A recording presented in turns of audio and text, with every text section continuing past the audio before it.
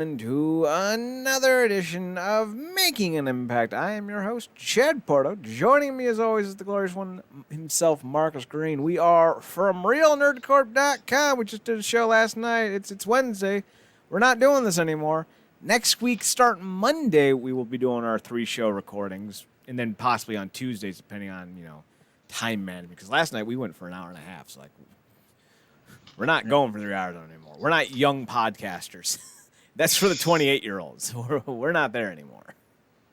Marcus, how you doing? Good. Yeah, man. We're back at your second night. Like I said, it was a long show, but it was a lot to talk about. Good stuff. Go check it out. I do like the flexibility of being able to jump over to a second night if we need to, depending on length. Because last night, everything we talked about. Granted, we didn't go into full deep, long, sophisticated conversations.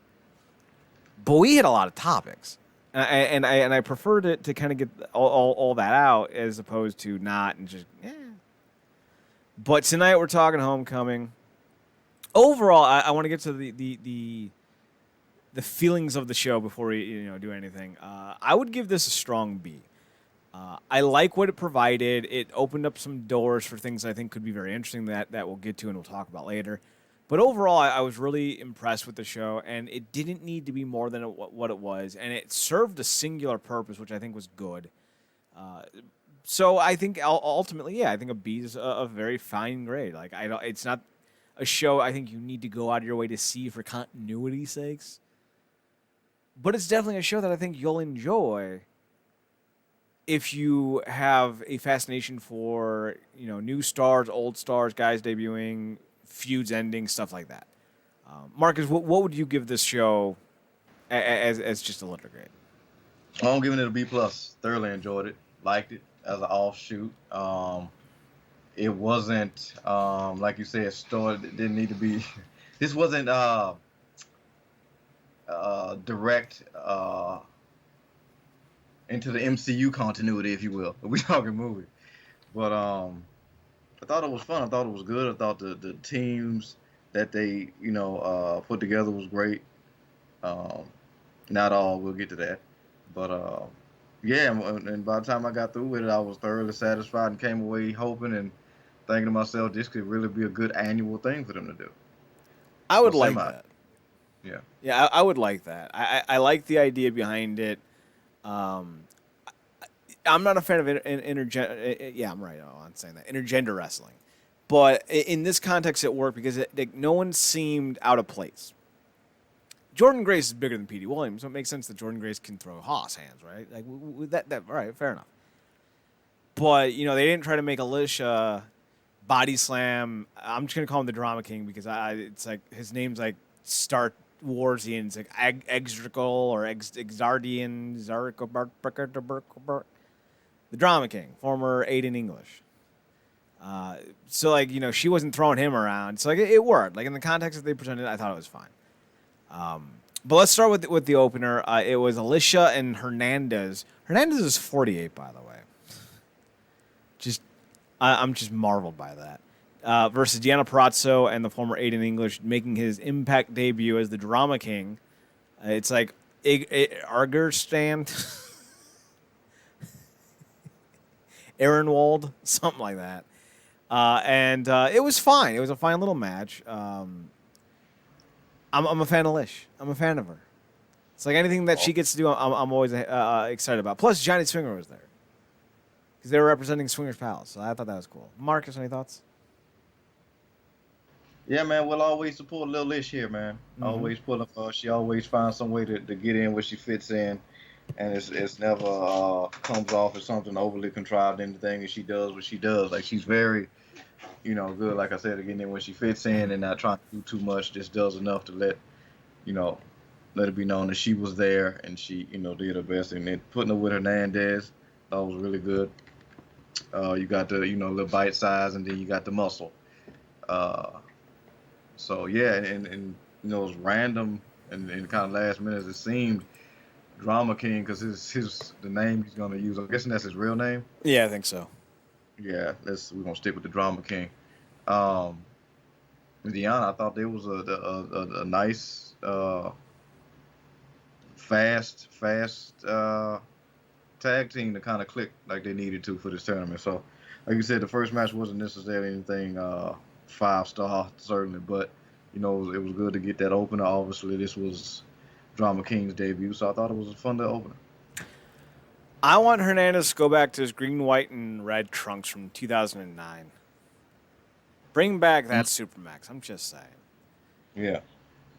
God, Hogan ruined everything. And that was just professionally. What are you talking about, brother?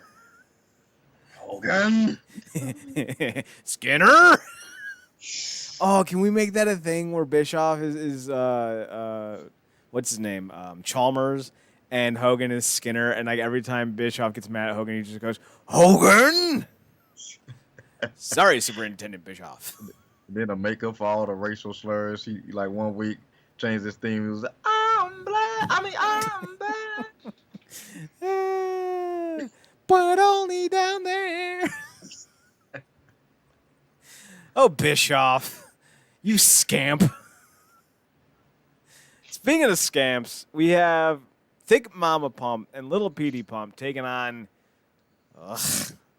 Zack, Ryder, and whatever her name is. Her. Oh, talk about two unimpressive wrestlers who have far more fans for than they ever truly deserved.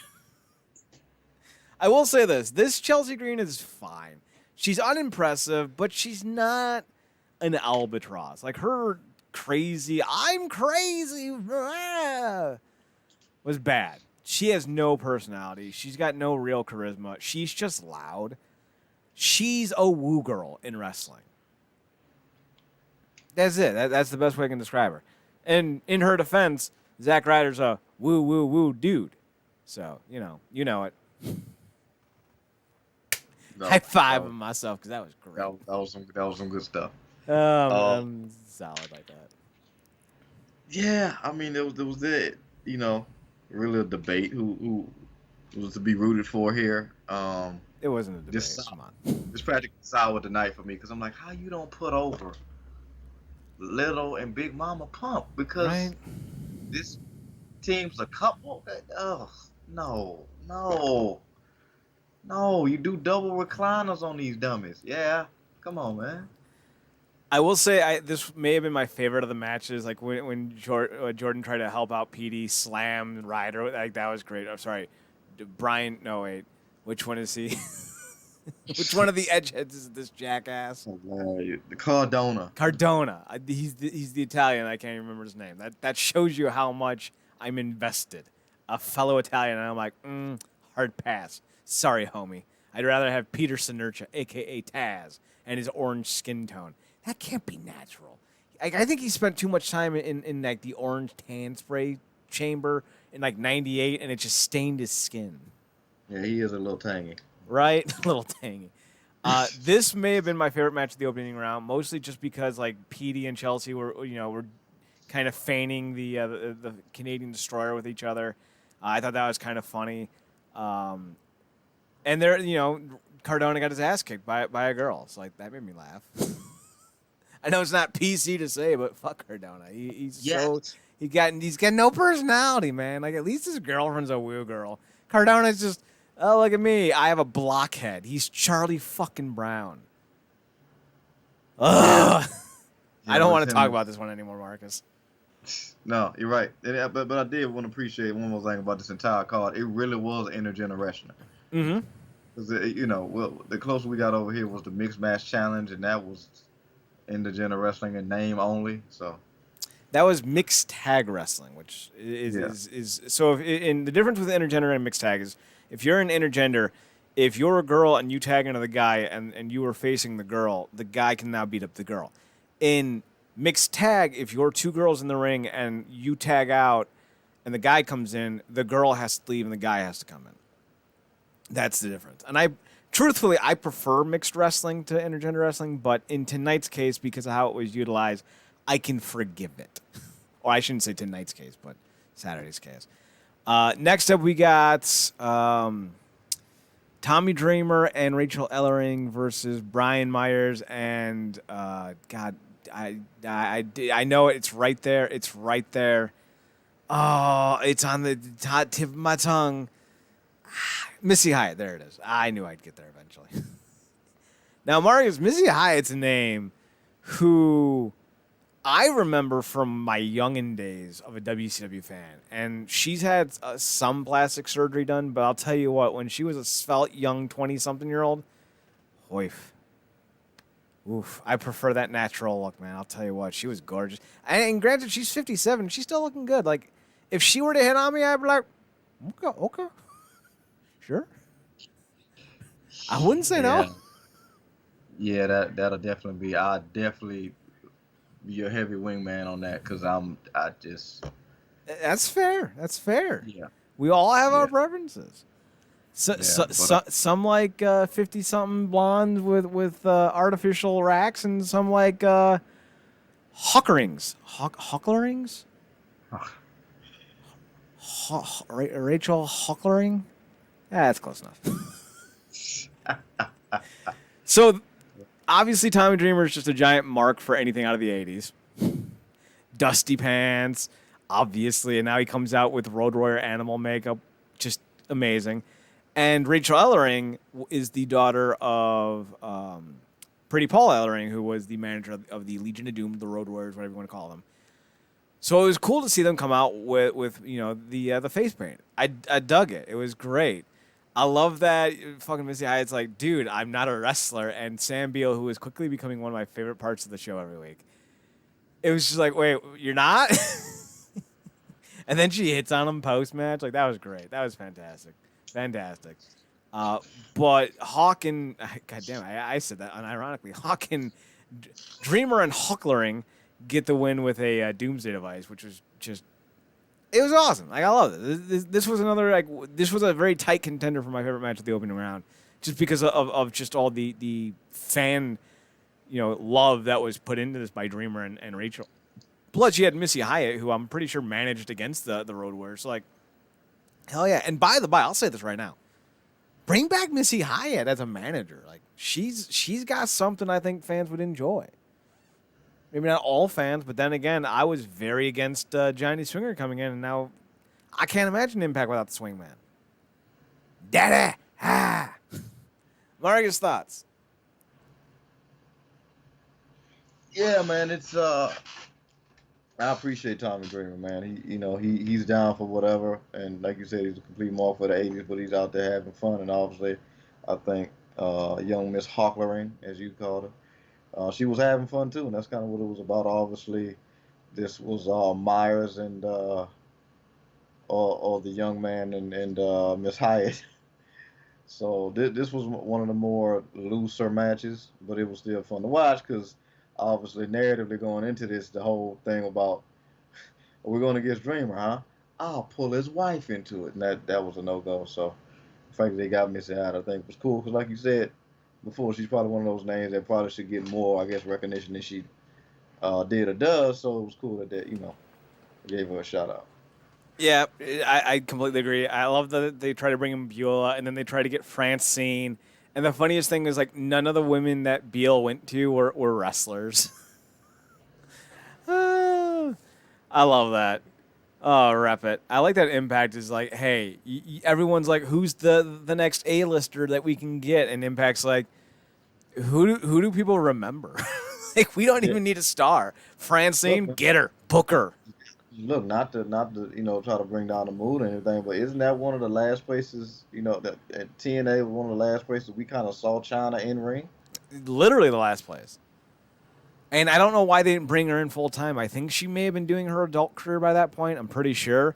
But it's not like TNA had any issues with that back then. They were on the channel for men. I miss Spike TV. I miss Blue Mountain State. I miss... What was that show? Warrior versus Warrior or something like that? Love that show. They did an episode where 3 vampires took on like 2,000 zombies to see who would win. That's my favorite one. I loved it. I'm not going to spoil who wins. Go check it out. It's good. Next up, we get the just the perfectly named fight. What was it? Fala and Flava. Yeah, gotta be. I Oh hope man, they're a thing now. Like I not just in the ring. I want them to have babies now. come on, look, man. If it can't be me, and it should be me, challenge that inner Ziggler. It should have been me. Um, I gotta give it to Follow. I mean, look at the man's track record. The Smoke Show. Now him, the man has exquisite taste. Yeah, I mean, you can't argue. Then again, like even with like Rosemary's like creepy demon face, like can you go wrong with the current Impact Knockouts division with a potential paramour? Now, granted, I'm not inferring that anyone who's currently taken, get Ace Austin, if you will, but in the general scheme of things, if everyone is single, that's a smorgasbord of attractive women. You cannot say the same thing about the men. Just looking at Doc Gallows and you're like, yeesh. Oh, that is not sweet at all. No. Like you can say like, oh yeah, Eddie's kind of cute. He's a little gruff, and obviously he got lish, so it's like he's not completely ugly. Cardona kind of looks like a Furby, so I guess that's something. But then you look at Gallows and you're like, Like we'd be like, what? Who you got over me? I'm like, where's Torus? You see Torus and you're like, fair, just fair. Like you're not even going to criticize. You're coming back, no fair. So Fala and Flava took on Decay. Spoiler alert, Decay goes to the finals. I'm very happy that they do. I wish they would have won though. But I understand why they lost, considering that they were debuting someone. Yeah, they ran into a more relevant narrative. I'm like, looking, if they had to lose to anybody, like I really did like the two teams that, because you had like a fresh and up and coming team, and then you had this established situation with Steve and Rosemary. I thought was really cool. This was probably my favorite of the openers, because we don't often get to see Rosemary and Steve enough, just them two. The last of the Decay OGs, if you will. And Fala and Flavor, like, even though they took it, I want this to continue, specifically because this keeps Fala away from that guy, and this gives our girl Steele something to do, because obviously she's gonna be riding Dolo now. So, well, at least in the interim, we'll see what happened with Tasha since Kira Hogan left the company. yeah, I love that Decay is pretty much even stronger than ever. They have Torus, they have Jessica Havoc, which, I'm not a fan of hers, but it's someone to throw into the stable, and they're the Knockouts champions with her and Rosemary, and then you have Crazy Steve, who I don't know why they ever let him go in the first place. He's so fascinating to watch. He's got such great mannerisms, and he's always got some new face paint combination. And granted, when he first debuted, and he had like the red mouth, like the what is that? The Auguste clown or the Tramp clown. Yeah. One time for the menagerie. Yeah, that wasn't great, but like, ever since he's gone kind of like crazy clown, but like not weird crazy clown, I've always been a fan because like he changed up a lot. Yeah, because to see that evolution, because he was literally just a clown, literally with a horn, and we got to see him evolve. And a tricycle. Yeah, like a little. That whole thing was just a freaking wreck. But that was a Corrigan idea. You just know it. It was bad. It was bad. But to see him go through the Decay and obviously get a more edge to him, and then now he's talking more, and he's great on the mic, by the way. And just to see that evolution, I think he's gotten a better shape over time, so he looks better. Like it's working. The fact that you said finding Torus as that monster, in the light of the OG Abyss, I just think it's just a great situation. I would honestly find a way to get a belt on him eventually. I know they're really kind of gung-ho on using the tag belts to put over the Good Brothers and the X Division belt to put over Josh Alexander, but I would love to see Crazy Steve have a title run with something. I think he beyond deserves it. So that's just my thoughts.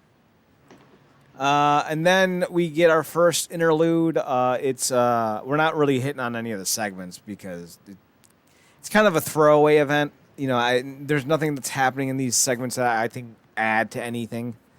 So we're just kind of glossing by. One of those is right. So then we get Cody Deaner versus Willie Mack.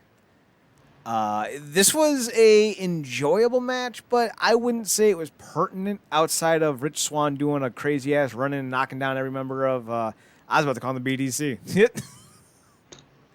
Bring back that group. That was a group that with that name. Whew, that was a name. Beat down clan. Now I'm just thinking of the Bullet Club theme song. So like, and granted they were like kind of a Bullet Club ripoff, but like fair enough. Violent by Design. There it is. VBD. Not that dissimilar. This was fine. I think Deaner got the win, if I remember correctly. Yeah. Kind of a big win for Deaner. It might be his biggest singles win yet. Not going to lie, while I do enjoy Eric Young and Joe Doring and Rhino, I feel like Deaner didn't need to be this Deaner. I kind of miss the loudmouth Deaner, even though I'm very much a fan of the current Jake something character. But like I missed the Deaner during the pandemic. Remember that? Man, out there in the wilderness in that trailer. Yeah, just like hanging out there, like, yeah, man, you know, I'm just hanging out there. I got my new friend Mitch. Hey, how you doing, Mitch? Get off my lawn. I don't remember if his name was Mitch, but that shit was great. Yeah, I think probably the best, I guess, takeaway for me because I didn't see it coming, but you'd automatically think that they would have got Jake to go that route, and instead it was Deaner and he shaved the head and that whole thing. Jesus, these ceiling shots of freaking Santos. Thank you. But, yeah, I mean, it's interesting around it goes. It's weird because sometimes the big man does come off like a mascot sometimes. Um, but yeah, I mean, it is cool that Ronald's and specifically Deaner is getting some shine because once Eric Young is back to full health, I feel like he's going to get back to terrorizing. But it is cool, like you said, that Deaner got this win, probably one of his biggest, if not his biggest. So it's cool. And if it was up to me, they'd still be champs. But you know, it's like anybody besides these AEW guys for me at this point. Yeah, and that's kind of the sad thing because the Good Brothers aren't supposed to be AEW guys, and that's exactly how we view them. Doring and Rhino should still be champions, and Deaner. I mean, you can throw that in there as well. I would love that. I think they're a great heel tag team. The thing that I'm hoping for more than anything is that they give Doring a chance to spread his proverbial wings, if you will, and go hell ham hock because he's like an old school throwback to Stan Hansen. Yeah. And I would love to see that in Impact because I watched his old Japan stuff when he was the Triple Crown champion. Two distinct eras of his title run, but he was a fucking madman. Excuse the language, but like, damn, I love Joe Doring. But they're really not doing anything with him. And like, honestly, they could be doing more with Doring and they could be doing more with Decay. And I just like, give me some reins here because I can do a lot with those two groups. Yeah, I mean, look, man, a string of matches between Steve with Torus versus like Rhino and EY Rhino and Deaner. I feel like Doring could be a one-man wrecking crew. Mm-hmm. But that could be a series of things. But again, the narrative with the tag teams right now is so centered around, you know, brothers having them that, you know, the other tag teams, which we got a lot of great tag teams. I think Shelly may be near coming back. You know, they really need. Actually, they probably could stand to do a tournament at this point. Mm-hmm. You know, so. Yeah, Shelley is. I don't know when he's coming back to Impact, but he is coming back to wrestling this month. So if he hasn't already, so you know, there's that. All right, so our first of the semifinals. That's right. Is Cardona and Chelsea Green versus Engel or the Drama King and Deanna Purrazzo. This was not as good as either team's opening match. It was fine. They put over, I think, the Drama King. Didn't he get the pin in every single one of the matches? I'm pretty sure he did.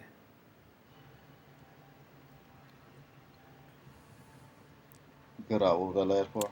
I think the Drama King got the pin for each of his team's wins. No, he did. He did. Yeah, with that I guess inverted DDT.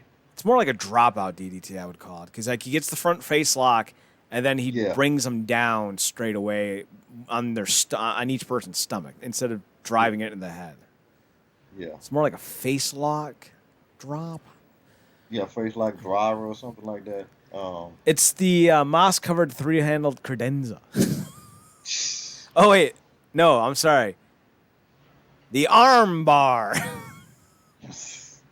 Jericho's original list of 1,004 holds is fantastic. Yeah. Thoughts on this one? Fun. Not. I mean, look, I'm only gonna get so excited with Cardona and his paramour. But like I said, I thought Deanna and King worked really well together. Be cool to see more of them going forward. Specifically now, in her opinion, according to her, that she's dropped 2 dead weights. Which obviously is going in a completely different direction if you watch the latest Impact. Yeah, so, Kimber's going to the undead realm herself, apparently. Yeah, I dig it. So yeah, fun, and the fact that they let King have his wins, because Deanna's got 1,000,002 things lined up out of this. You're not wrong. Yeah, I'm excited to see what they do with Su Yung and Kimberly. Kimberly's one of those names that I know I think she had like an addiction issue. Was that what it was? Or a disorder of some sort? She had something going on, either heading into or leaving the WWE.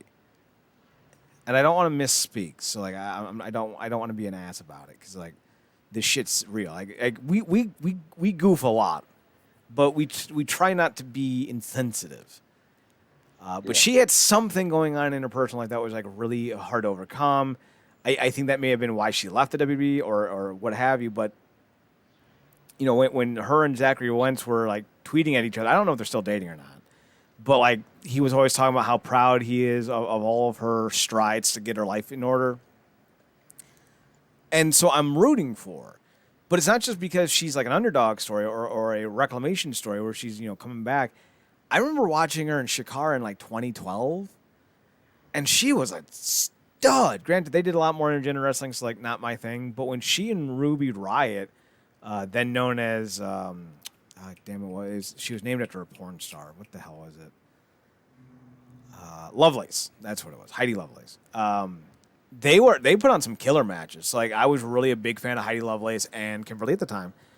And when Impact picked up Kimberly, I was so excited. But kind of what they do with some of their names, they're like, oh, yeah, Kimberly's a big get. She's going job now. And I'm like, But now they're starting to put some weight behind her, and I'm looking forward to seeing what they're doing. By the by, Heidi Lovelace, Ruby Riott is now Ruby Soho, which is actually a Rancid song, I think, that she's being named after. She's apparently going to AEW. Destination unknown, Ruby, Ruby, Ruby, Ruby Soho.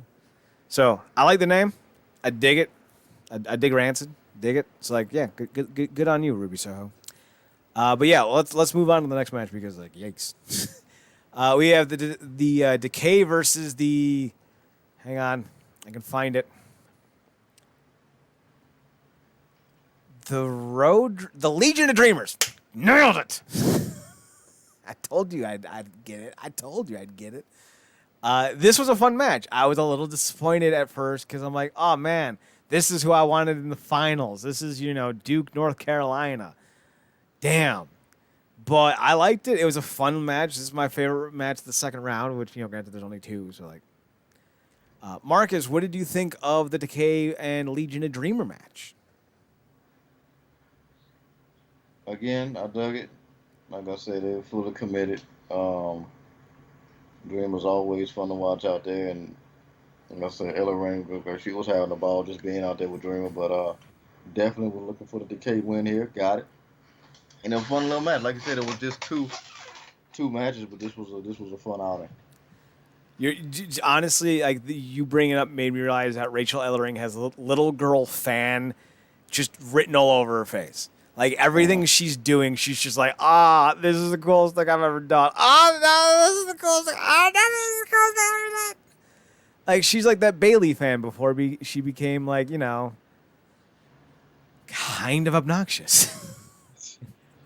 And it was everywhere.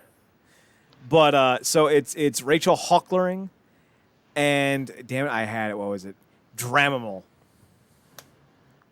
Hucklering and Dramimal. The Legion of Dreamers. And they're broken up because they lost. We then go to our next interlude from the tournament. It is Josh Alexander defending his X Division Championship against Black Torus. Bringing it up on the other show last night has made me want to see Josh Alexander just like strut down to the ring with like a fight jacket and a belt on and surrounded by like, you know, a fight team. I think his wife is Jade Chung. Is that right? I think that's right. And you could bring her out as like his cut girl or like his water girl or what have you, and you could have like Ken Shamrock be like his coach or something like that. He sits down, like the rub his shoulders, the bell rings, and it's over in 4 minutes. Like, I would love that. That would be fucking awesome. What did you think of Black Torus in the next division title match? Do you think he fit in the division? Yeah, I dug it, man. I think he put some work in against Alexander. I didn't know how it was gonna go, because we hadn't seen Torus in this level of fare specifically against an opponent like Alexander. But I thought he held his own. Thought he did some good stuff. But I think Alexander is more than proving himself right now. Certainly proving himself to be on a different level. But I do think it was a good test, and also showed that Torus can be a singles player down the line. So I liked it. It was a fun match, because Torus is like a brawler, like an aerial brawler, if that makes any sense. So it was cool to see with that contrast in styles, because Josh can be a brawler too, but he's also technical. So, to confirm, yes, Jade Chung is Josh Alexander's wife. She used to be a wrestler, I think, in Ring of Honor for like a short spell. And I don't know if she ended up in developmental for the WWE at some point. I think she did, but I think she kind of left the business. But, when Impact was doing those Twitch shows before the pandemic, she was a big part of those alongside Alexander for like the rewatches. So they might get back to that maybe. Hopefully. Let's see. I don't think she was in WWE at any point. She was in PWG for a while. So next up we got Alexander retains, by the way. We get the finals of the tournament. Decay versus the Drama King and Queen, if you will. So, I mean, I knew that they were going to have Echo Wild or Hermana go over with Deanna Pratzo. Like, I knew that. It's his debut. That they have big plans for this dude. I don't know why. I certainly wouldn't put that much in his basket, but whatever. But they have him go over. It was a fine little match. It wasn't my favorite of the tournament, but it was fine. They got a lot of stuff with Crazy Steve going, which was great. Striker and D'Lo Brown throughout this entire tournament were fantastic. I don't remember like all the little bits and bobs that they were bringing up, but like the things that they were touching on were so minute, but yet so impactful that I was sincerely impressed. And I say this every week because it's true every week. D'Lo Brown gets better and better on commentary every week. And I feel like alongside with Missy Hyatt, you think about, Francine. I think D'Lo Brown's another one of those names that in the annals of wrestling history kind of gets lost in the sauce. And D'Lo specifically, like in '99, when he won the Intercontinental and European title, like was the hotness. It was D'Lo, Jeff Jarrett, and Edge. Like those were the dudes in the Intercontinental title division. And then all of a sudden, Mark Henry was an afterthought in '99, a guy that nobody wanted to watch. And then in like 2010 or 11, he fucking does the Hall of Pain gimmick, and all of a sudden he's the greatest thing since sliced bread. And I'm just thinking to myself, I remember when it was D'Lo. I miss D'Lo, the head bobbing. You're looking at the real deal now. And he can do my taxes. So just a little shout out to D'Lo. I think he's doing a fantastic job. And the commentary table is so much better than anything Josh had ever done in the last 5 years or 6 years. Christ, what a terrible signing. Yeah, even though I will thoroughly miss his wife just crapping all over him. I mean, that's because, she was saying what we all felt. Any thoughts Yeah, on the finals, even though we pretty much touched on it before? yeah. Shout out to D-Lo. Like I said, I love the these were the two teams that clash. Obviously, I Decay all day for me, but if it had to be against somebody, I'm glad it was Deanna and the drama king. It fit the narrative and gave English a strong stride coming in. And obviously, this is one more thing for the virtuoso to brag on. So Yeah. It's another feather in her cap. And that takes us to the main event. I thought there was another match on the card. I guess not. It's W. Morrissey versus Eddie Edwards. Now listen, W. Morrissey, Ruby Soho, wrestling is finally starting to hit that peak notice of good names. We've talked about it before, like especially with the WWE. So many bad names. Seth Rollins. Ugh. Like Roman Reigns is good. It's not great. All right, you got the capital of Italy, back in the day. Reigns being, conquering. All right, he's Samoan, he's not Italian, but all right, whatever, it's fine. It works. And that's cool. But not all the names are good. Like most of them suck. They're terrible. But I'm liking the renaissance of good wrestling names again. Orange Cassidy, I think, really started it. Like that he named himself after a color and a fruit, and it worked. So, kudos. Like I like gimmicks like Orange Cassidy because it kind of gives you back to that 80s feel of an actual gimmick and character. And not just, I want to be the cool heel. Ooh, I want to be the cool tough face. He's a slacker. He's a slob. I love it. So, yeah, W. Morrissey. Granted, it's his real name. But, that's the rare time where, the real name is fine. I love it. I like it. It's great. His promos are fantastic. But I wouldn't say he's got any bankable promos. Every wrestler who has ever been talked about as having a great promo or, having, an iconic promo is a bankable promo, in my opinion. Dusty Rhodes' Hard Times promo, bankable. Sting, I'm the Stinger, I'm not done yet. Macho Man, just pick one. And when you get to a guy who banks that, I think you go to another level. I think Cody Rhodes had one of those, or maybe even two of those, in the lead up to his stuff with All Elite. When he did the I Need My Brother promo for that tag team match, that was just amazing. There was another one. Why can't I remember it? It was more. Juice Robinson's. I'll roll you up. Bankable. I feel like Morrissey needs that bankable promo to really get the moniker of a great promo guy. I think you need to have that moment where you stand out and basically this is mine. And I think Rosemary's missing that as well. I think Rosemary's missing her big promo as well. yeah, you're not wrong because she used to kind of do it back when she was talking about stuff with the shadows and everything. But she's obviously had her title shots.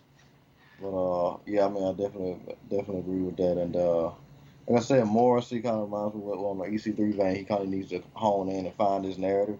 Mm-hmm. And be more, concise with that if he's going to be this big man destroyer. So, which is ironic because EC3 needs to lose his narrative and go back to what worked. Dummy, yeah. This was a fun brawl. I liked it. Morrissey looked intense and fantastic the entire match. Eddie's able to get a little bit of a reprieve near the end. I think he wails on Morrissey with Kenny, the kendo stick. Wraps his knee with the chain and then hits him with a Boston knee party and gets the big win. Yeah, that was a nice touch, specifically, because Morrissey whipped out Kenny and was just some painful irony, but then he got it back, wailed on him, and then I thought brilliant putting a knee around wrapping the chain on the knee for the Boston knee party. So good shot. It has Morrissey going out looking strong because it took the chain with the knee, and but it officially beats him and it gives the win to somebody he should be losing to, a former world champion. Mm-hmm. They both look good in the match, and in defeat, no one truly loses if you look that good. The crowd was singing along to Eddie's theme song, and Matt Striker even made an illusion that you know you've reached a connection with the audience when they sing along with your theme song. So I thought that was pretty dope. I like that. Thumbs up. Amen. Thumbs up. Thumbs up. No Trey, no Trey, no Trey, no. That thumbs up. I got to rewatch that promo, man. That was Trey's moment, man. That was Trey's moment. Oh, I know he's doing like the series, like I'm gonna be the last rascal standing. I want the fun Trey, man. Like, bring that Trey back. I want that Trey. RealNerdCorp.com, RealNerdCorp.com. Twitter's NERDCRP, Instagram's Real Nerd Corp. If you're listening live on Twitch, stick around. We're not going anywhere. We got another show to record. It is the Lucha Look Back, episode 5. Don't have a title for it yet. We'll come up with one for the posting on YouTube, but we'll just keep going. But if you're listening on YouTube, this is the end of the episode. So for Marcus Green, you can find him on Twitter, ParadoxKid, PARADOKID.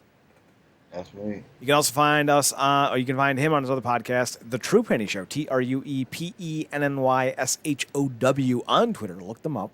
They do good work. You can find me on Twitter, Chad Nerdcorp, ChadNerdCorp, and on the Instagram at Chad's Photo Hut.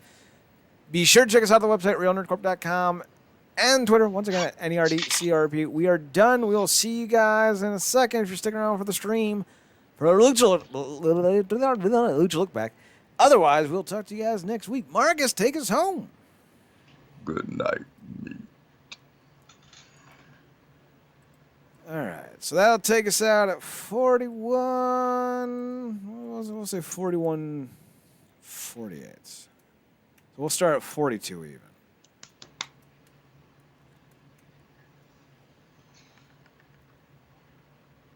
Welcome, ladies and gentlemen, to Lucha Look Back, as I forget to change the photo. This is your weekly rundown of what was Lucha Underground back in the day. It was a Wednesday, actually. Ironic. We're looking at episode 5. I don't remember what it's called. I don't care what it's called. It's another week of this. Like I said, it takes a while for it to get good. A Boiled Heights Street Fight is what it was called. Episode 5. Oh, that's a terrible name for an episode. More like Boiled Alive and Boiled Heights. So before we get started, MLW is doing an Azteca Underground angle. They brought in the former Dario Cueto. I don't know what his name is. Or I mean, I do, but I forget it. They brought in Mil Muertes, and they're probably going to bring in some other names as well. I would imagine Marty the Moth would pop up. But I thought it was going to be an angle. Or a stable. But they're actually launching Azteca Underground as a television show. It's been picked up by a network. It hasn't been named what network it's going to be. It's going to be produced by MLW. And they have like a standing relationship with AAA, so expect some AAA talent. But unlike Lucha Underground, which was a combination of the television network El Rey and AAA, it's just going to be an MLW show. So there's not going to be any of this nonsense with El Rey and constant interference and people not getting paid and just all kinds of muckery going around. So I'm looking forward to the revival. Hopefully they'll bring back Marty Elias as well. Should be interesting. With that said, let's check out the opener. We get a Conan Cueto promo. At this point, there's only like 8 guys doing anything, so if you've seen one promo with them, you're going to see all of them, so you can skip the Conan Cueto promo. That takes us into the opening match, however. It's Mil Muertes versus Drago. And this match could have been cool, I guess. It was fine. Mil looked fantastic. I always loved Drago's look. Drago had maybe the coolest look in Lucha Underground prior to Pentagon Dark. Yeah, man, I don't know how he kept pulling off that jelly tongue thing he did, man. Like, ugh. Do you remember those sticky hands that we had as kids, like where you would like whip it and it would stick on stuff and you can like bring it back and stuff would come with it? That's what that tongue reminds me of. Mm-hmm. And like those sticky things, those sticky hands, or whatever they are always just like got dust and crap on it. So like you're picking it off, and you're just like eventually, and then it loses its stickiness, and you just throw it out. Yeah, That at school, it's in high school. You can imagine what the guys would do with them. So oh yeah, yeah. For the less couth among us, the more diabolical dominion. They would whip the little smacky hands on the girls' behinds. Those rude boys. I'm not making any insinuation to anything. Moving on. So Mortes gets the win, but during the match, two things of note pop up. Was it this match? Yeah, I think it was this match. One, there was a very what's the word I'm looking for? A very unfortunate illusion. I don't know if you caught this, but Matt Stryker made a mention about Vampiro forgetting things, kind of tongue in cheek. But now, like after the show ended, it was revealed that Vampiro was dealing with early signs of dementia. So I was like, Stryker didn't know. I don't think he knew. Like Stryker was always kind of Vampiro, so I don't think that was like some kind of veiled shot. It's kind of like calling Chris Benoit the Crippler, and then like you see what he did to his family. Like it's just kind of one of those like it feels weird. Like it's not offensive because it wasn't intended to be, and it wasn't anything that he did on purpose. But like still, I was like, ugh, that's rough. The other thing that happened during the end of the match was as Drago is getting his ass beat, King Cuerno comes out crawling around like a weirdo. And they're like, oh, King Cuerno's stalking his next prey. And I'm like, you mean his first prey, right? Because he hasn't done shit. He's going to lose for the next 14 weeks. He's like, this is what I should have did the first time. Wait till he's almost dead. Right? Like, that wouldn't have been a bad gimmick. And like, the idea of him being like this prime hunter, and then you have the man of 1,000 deaths, how is not like what you're building up to at Lucha, what was it, Ultima Lucha? Like, damn. No, actually, now that you think about that, is the way to book him, because he comes out there, he stalks the prey, he attacks them while they down. That builds to a match next week where he looks dominant because he watched them for their whole damn match, so he knows what's coming. Kind of like a Taskmaster master situation. Boom. But not even just that. You can also add in the element of like, let's say it's Drago and Mortes. Mortes wins, but then Cuerno, attacks the knee of Drago. So now not only has he watched the match, filmed it, and will rewatch it, but he also now knows that his prey is weakened. It's limping. Yep. So then Drago comes in and he's got a bum knee, and then King Cuerno gets an easy win. So like you can easily build him up as this very calculative animal. And then like, who was the first Lucha Underground champion? Was it Puma? Yeah, because you remember they had that real cheap-looking title. Yeah, I mean, it wasn't the worst thing. I've seen worse, like WWE Velcro belts. Oh, yeah. Yeah. It could have been worse. I would have had it with Mortes. He seemed like the unstoppable beast. You put it on Mortes first. I think because he eventually did get it. Put it on Mortes first and build up Cuerno to at Ultima Lucha. Both men undefeated. Like, that's how you build to fucking matches. But, like... Cuerno should have been so much bigger than he was. And you could say that for every company he's ever been in. Like, that's the saddest part. It really is. It's the saddest part. All right. So next up, we got some vignettes, I think. But we got... The next match was Masquerita Sagrada versus... Son of Havoc, excuse me. Yeah. I don't think there was... Oh, there was a Johnny Mundo promo. That's what it was. Yeah. And then Cueto approached Katrina, and Katrina's like, hey, you know everything. You know all about locking people away and things that, you don't want let out. And I'm like, she's referencing Jeff Cobb.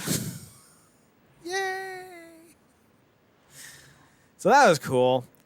Any thoughts on the Mundo promo or the Katrina and Cueto promo?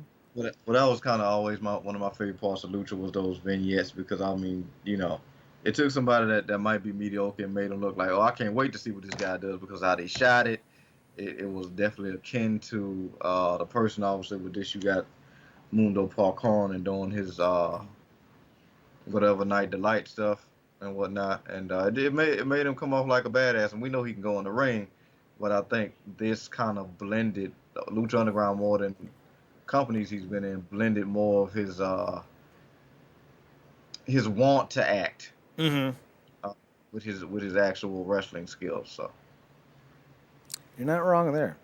I by the way, I just looked up the card for the original Ultima Lucha. It's not bad. Forgot about it. It's solid. It's really once we got to that towards the end of this first season, things started to rev up, man.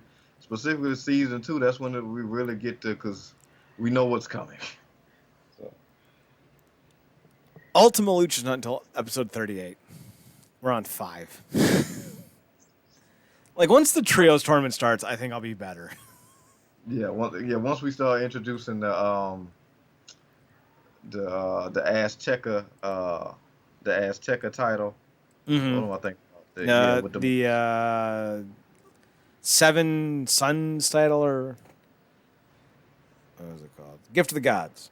Gift of the God. There it is. Yeah, one of my favorite concepts.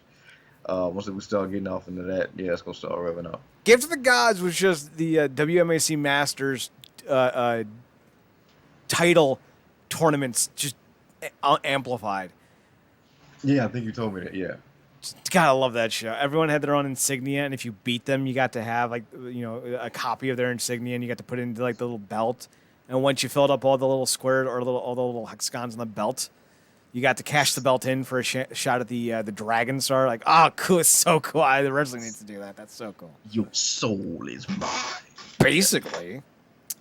So after that, was there anything else after that? So we get Masquerade of Sagrada versus Son of Havoc. It was fine.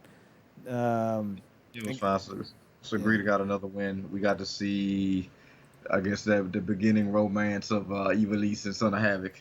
They're already dating at this point, because I do very clearly remember mentioning, I think it was episode 3, that Stryker said, "Hey, they're dating," and then Vampiro said, "I thought they were brother and sister." So they're already together, but they hate each other, and that'll be revealed in the coming weeks. Then we get Sexy Star versus Chavo, which was a match. Yeah. I will say this. I do absolutely adore Sexy Star's look. I'm always a fan of wrestlers that put in, like, accoutrements. Now, granted, this may be more necessary than aesthetic, but, like, that arm thing she has on her bicep and forearm, I think it's an elbow brace, like, that really amplified her look. I think it's the Power Ranger fan in me. Like whenever like the Power Rangers got like the shield or like any type of dumb upgrade, I was always like, yeah. Six Ranger always had the best suit. Always. Yep. I will say this: they topped on the Green Ranger in terms of weaponry, because even though Saba was cool, the Green Dagger played music. Yeah. Then they gave him an upgrade with that Sword of Darkness, and like I think he used to do this like green energy orb thing or something like to that effect. Like he definitely had an array of powers that kind of got powered down obviously once he went good. But yeah, that Dragon Dagger that's god tier. Are we gonna end up doing a Power Ranger podcast one day? I feel like it's I feel like it's just an inevitability. No one else. Eventuality. We'll wait right until Hasbro is about to reboot the franchise again. Jeez. So Star and Chavo, I don't remember if this actually had a conclusion, but